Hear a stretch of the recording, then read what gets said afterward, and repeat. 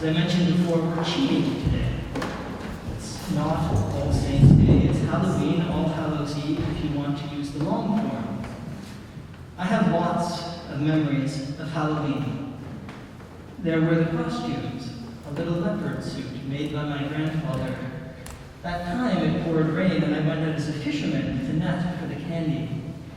And the last time I went out and realized that no matter how good the costumes were, parents were starting to give me that eye of, don't you think you're a little bit too old for this now?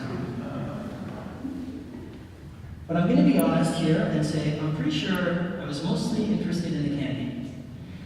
My most vivid memories are of that moment at the end of the night when you would empty your pillowcase on the living room floor and survey the night's haul.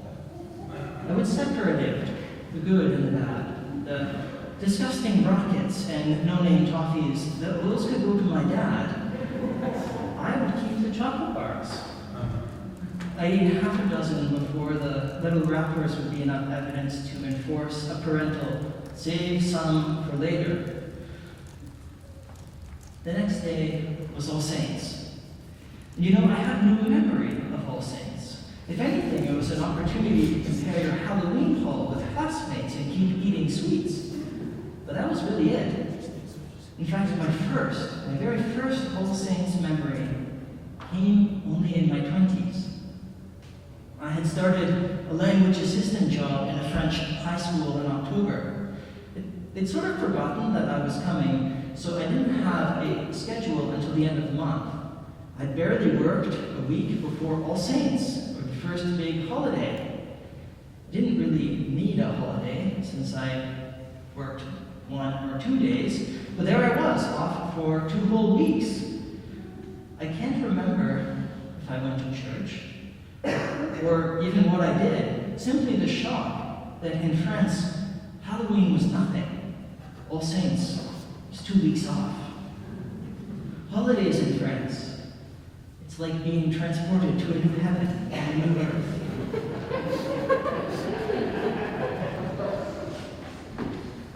Today's readings don't exactly point to the meaning of All Saints. The basic gist of the day is to commemorate all the saintly people who have in some way or another shone the light of Christ in our midst. They can be dead or alive, known or unknown. These are the people who are not in the Bible or in the Christian history books, but those little lights of Christ who in their own way form a great company of witnesses. This seems to not have too much to do with John's vision in Revelation, or the story of Lazarus in our gospel, so we have our work cut out for us. But hopefully, we can explore why remembering the hallowed helps us in our journey of faith. Then I saw a new heaven and a new earth. These words come from the very end of the Bible. Revelation is pretty difficult to read if we are being honest. It's hard to know what's going on between the layers of symbolism and the series of visions. But here I think we have a vision that is pretty straightforward, beautiful even. We get a new perspective on God. No longer far off or distant in the heavens above, God is at home amongst mortals. God has come to dwell on earth. And this changes everything. When God is at home with us, death, mourning, crying, and pain and remorse, all tears are wiped away. God amongst us is making all things new. The old has passed away, and everyone lives together in a holy city, the New Jerusalem. This vision, though beautiful, does not seem to depict what we see in our lives. Although Toronto is in many ways a pretty good city, we are still far off from John's vision. There are still conflicts between neighbors, divisions, especially political ones, between the old city and the amalgamated city. And there are pockets where the harshness of life and the struggle of existence can be shocking, especially for a city with so much wealth. Faced with those facts, John's vision becomes more like a fleeting dream than a potential reality. But there is one detail of this vision that I think gives us hope. In the vision, the heavenly city comes down to earth. John doesn't float off into heaven, leaving the city behind. John doesn't find himself transported to another planet, to another city. John sees that this world, our city, is to be made new by God. But for the world to be transformed, we need to look again at those around us, and we need to see with the eyes of faith that God has come to live with humans. In the Christian faith, we believe that this moment is not something to come, but something that has come. In taking our humanity in Jesus, God has wed his life to ours, joined himself totally to our existence. In our gospel, we meet Martha and Jesus in a moment of great sadness. Lazarus has died. There is weeping, distress, perhaps even a little anger that Jesus didn't bother to turn up a little earlier. Martha is convinced that if he had, her brother would not have died. But Martha also has the sense that in Jesus, God is at work. Perhaps most importantly, she believes that Jesus is the Messiah, the Son of God who is come into the world. In the Gospel, Jesus tells Martha, I am the resurrection and the life, which for me doesn't sound that different from see, I make all things new. And so Jesus raises Lazarus from the dead. It strikes me that our understanding of the resurrection is a little different from the story of Lazarus. Lazarus comes out of the grave, removes the bandages, and is unbound, and he's back to his bodily life. But eventually, he'll die again. But I would imagine that everyone who saw Lazarus again would be changed, and that everyone whom Lazarus saw would be different and changed too. The ability to look and see life in a changed way, a life changed by the resurrection, is at the heart of Jesus making all things new. Faithful people who have looked through the eyes of the resurrection and lived their life from this new perspective are the saints we remember today.